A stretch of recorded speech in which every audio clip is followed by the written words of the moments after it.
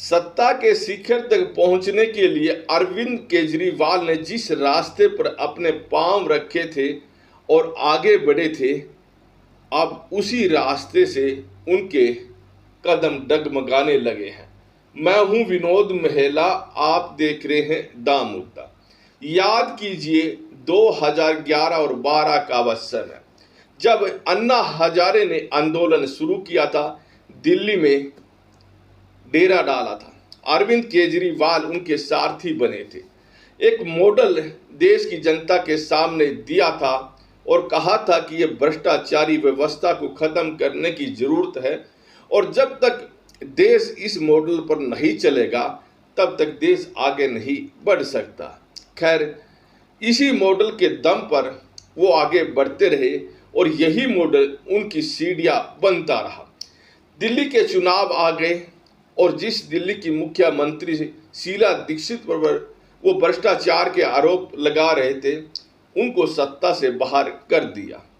जो मूल्य और जो सिद्धांत लेकर अरविंद केजरीवाल चले थे, लेकिन समय के साथ उनको भूल गए। जो मॉडल अरविंद केजरीवाल ने रखा था और दिल्ली की सत्ता हासिल की थी, उस मॉडल को देखकर जनता के दबाव में दूसरे दल या तो उस मॉडल के आसपास खड़े दिखाई दिए या फिर उस मॉडल को अपनाते दिखाई दिए। खैर, अब समय बदला है। पंजाब में भी आम आदमी पार्टी की सरकार है।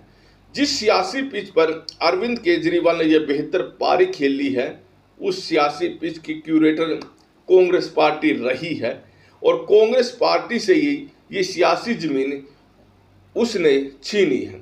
जहां तक बात दिल्ली में कांग्रेस पार्टी की सरकार थी और शीला दीक्षित मुख्यमंत्री हुआ करती थी, राष्ट्रमंडल खेलों को लेकर जो भ्रष्टाचार के आरोप उन्होंने तब लगाए थे, तब जनता की नज़रों में शीला दीक्षित कम हो गई थी और अरविंद केजरीवाल एक हीरो बन गए थे।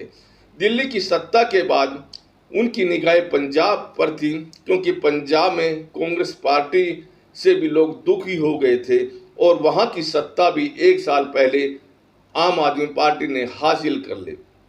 लेकिन बात यह नहीं, सवाल दूसरा खड़ा हो रहा है।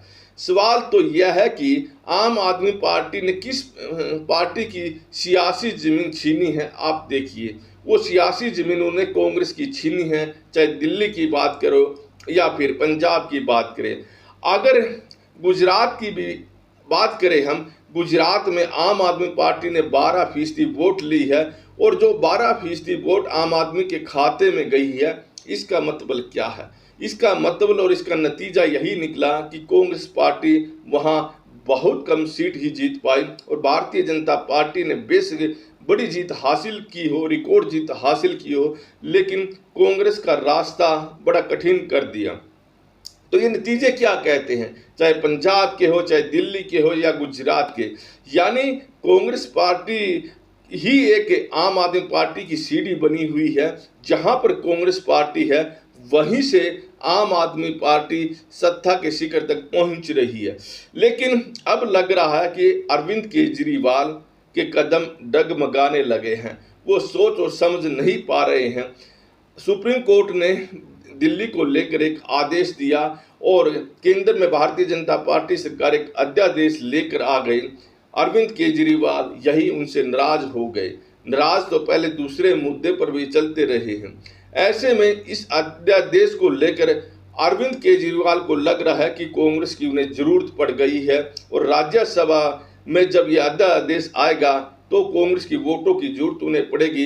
इसलिए आज वो अरविंद केजरीवाल कांग्रेस के साथ हाथ मिलाने के लिए तैयार बैठे हैं।